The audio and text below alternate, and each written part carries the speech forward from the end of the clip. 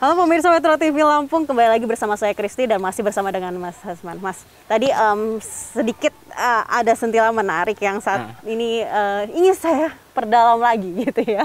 Iya. Mas, tadi kan Mas bilang bahwa sebenarnya Taman Hutan Mikro ini tercipta atas sebenarnya impian-impian dan juga ingatan-ingatan masa lalu pas masih kecil. Sebenarnya apa yang membekas sekali gitu loh sampai Anda membuat ide yang menurut saya ini juga ide yang sangat besar dan mungkin orang-orang di luar sana nggak terpikirkan untuk membuat taman hutan mikro ini gitu. Orang berasumsi bahwa saya ini bisa bicara sama pohon. Saya akui iya, tapi itu kebohongan. Maksudnya gini, aku bukan bisa bicara sama pohon, tapi seperti bisa bicara sama pohon karena aku menjiwai kehadiran mereka. Kenapa jiwa itu timbul? Aku menjiwai ketika aku melihat vegetasi. Waktu itu ibu ngomong, kalau habis baca buku, lihat ke jauh sana, ke kehijauan, nanti jadi matanya sehat. Ibu tuh dulu ngomong begitu. Kalau mata capek itu ngelihat tulisan, lihat ke tumbuhan yang hijau atau berwarna-warni kayak bunga-bungaan. Ya true, kataku. Sampai sebesar ini pun aku rajin nulis-nulis prosa, puisi, walaupun nggak aku terbitin karena bukan itu tujuannya. Aku senang menulis aja. Dari penghayatan di mana saya berada di dekat dengan pohon. Mereka ini hidup loh. Mereka ini hidup, mereka bisa bicara walaupun tidak dengan bahasa kita. Di atas ya mereka berjarak, di bawah akar bersalaman gitu. Mereka saling mengunci. Dan itu yang mungkin kalau kita alihkan dari ekologi ke sastra, mereka itu saling melengkapi kan seperti itu. Dan kita di sini memutuskan itu enggak. Seperti itu. Tapi apa yang saya hayati di sini ingin saya bagikan ke anak-anak bahwa masa kecil atau anak-anak yang pemikirannya masih cerlang atau seenggaknya mencerna dan mematri gitu tuh. Aku coba tanamkan itu. Pohon bukan hanya pohon. Pohon itu hidup. Pohon itu ada di antara kita dan harus ada di antara kita. Lu nggak mau kan depan rumah lu tembok dan flyover. Kalau gua nggak mau, ngomong begitu. Kalau ke anak mudanya gua nggak mau. Gua lebih seneng di hutan bahasanya, walaupun bukan hutan. Aku bikin hutan sendiri kan, aku seneng hutan, aku menjiwai hutan dan aku ingin itu ada di anak-anak. Dan itulah kenapa saya coba memasukkan pemikiran-pemikiran tentang jiwa-jiwa hutan atau jiwa mencintai hutan ke anak-anak dan ke teman-teman pemuda, dan itu bebas variatif.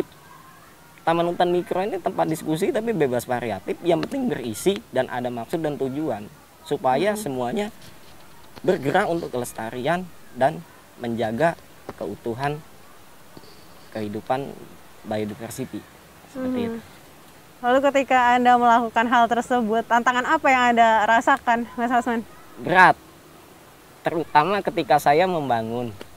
Ketika saya membangun ini saya harus menjaga. Jadi bertahun-tahun saya menunggu pohon untuk besar. Karena waktu itu kering kerontang wilayah ini. Yang tempat tanah saya bangun hutan mikro ini kan tipenya berbatu dan basah juga ya. Jadi agak susah menanam. Dan itu harus menyiram waktu itu.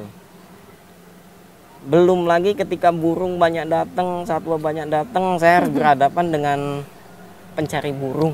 Ada aja, karena memang di sana udah nggak ada tempat yang begini, yang rapat, yang tiap hari burung datang. Kadang tengkar saya, seperti itu. Waktu itu, karena proses penyadaran. Terus di lain sisi tukang arit, mereka nggak mengerti. Taunya sana hijau, gua babat. Sedih. Saya pernah sampai ngamuk-ngamuk sama orang yang waktu itu mencari tanaman seperti ini, lantana camara. Lantana camara itu kan waktu itu belum dilihat. Karena kalau secara ekologi, mereka ini untuk tumbuhan perintis kedua. Untuk setelah tumbuhan-tumbuhan bawah. Dia juga di skala lebih atas lagi, lantana camara. Untuk restorasian biasanya, vegetasi. Nah, saat ini kan dilirik oleh pedagang-pedagang bunga untuk bonsai. Ketika di sana udah nggak ada, mereka masuk ke sini. Saya marah-marah waktu itu. Saya datangi yang bersangkutan, saya omong, kamu nyambut mereka, kamu bunuh saya ngejaga mereka, kok kamu ngerusak. Itu karena kenaifan. Saya nggak nyalain dia. Akhirnya saya dengan adanya kejadian itu, walaupun saya marah, akhirnya saya memaafkan dan saya ngomong, ya di sinilah lu berjuang, di sinilah saya berjuang. Kamu ada untuk ini, untuk menyadarkan orang yang belum sadar, untuk memberitahu orang yang belum tahu. Manfaat pohon bukan hanya manfaat ekonomi, manfaat tumbuhan-tumbuhan kecil bukan hanya manfaat ekonomi. Mereka juga punya manfaat obat dan manfaat lain seperti tempat tinggalnya satwa-satwa kecil yang mereka tuh kecil dalam penglihatan kita tapi besar bagi alam semesta. Kan begitu. Seperti itu. Oke, ketika Anda ada sedikit pertentangan seperti itu. Lalu sebenarnya mereka apakah juga menentang balik atau malah yuk udah gitu, malah lebih tersadarkan atau seperti apa? Ada yang Anda temukan? Kalau nentang balik enggak. Nentang balik enggak. Karena saya ketika ketemu permasalahan begitu, aku omong kejelasannya. Ini tujuannya untuk ini. Seperti contoh saja, tahun Mikro ini sebagiannya kan saya riset sendiri untuk karya tulis saya sendiri yang contohnya udah pernah saya tulis ke Mbak.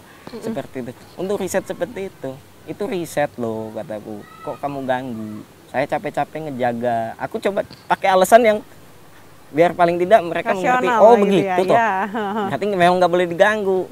Tapi di balik itu juga aku kasih tahu, walaupun bukan riset juga tetap seharusnya kan kita nggak ngerusak seenaknya, ngomong begitu. Apalagi ada yang nanam, ada yang ngejagain, kok berani ngerusak, kan aneh. Tapi dari situ aku jadi punya pertimbangan di antara dua wilayah yang berbeda. Saya ngejaga wilayah kecil begini, tetap punya masalah.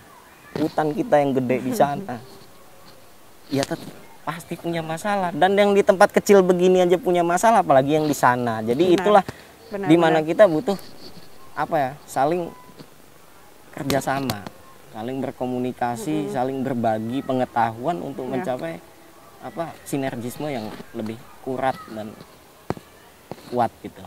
Oke, kedepannya yang Anda harapkan nih Mas, apa yang Anda harapkan dengan ada hutan mikro ini dan juga mungkin membuka kesadaran masyarakat, ayo kita coba bangun deh hutan kita sendiri gitu.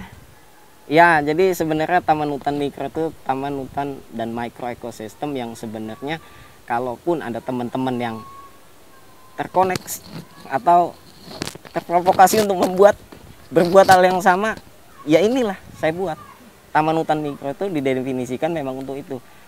Ada banyak pemuda-pemuda idealis, pemuda-pemuda yang seneng dengan alam, bahkan dia ingin mempunyai alam.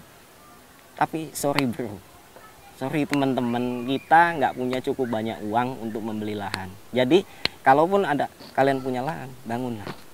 Saya persilakan menggunakan taman hutan mikro. Yang penting tujuannya apa? Baik. Tujuannya baik. Seperti itu. Kedepannya taman hutan mikro ini ya begini aja.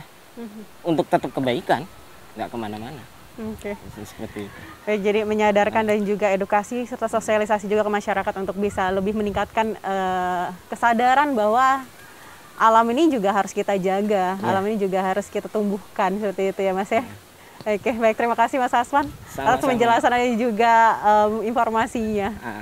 Baik. Sama-sama. Pemirsa Metro TV Lampung, usai sudah perjumpaan kita pada episode kali ini. Jangan lupa untuk saksikan dialog spesial pada episode berikutnya. Saya Kristi beserta seluruh kru yang bertugas pamit undur diri.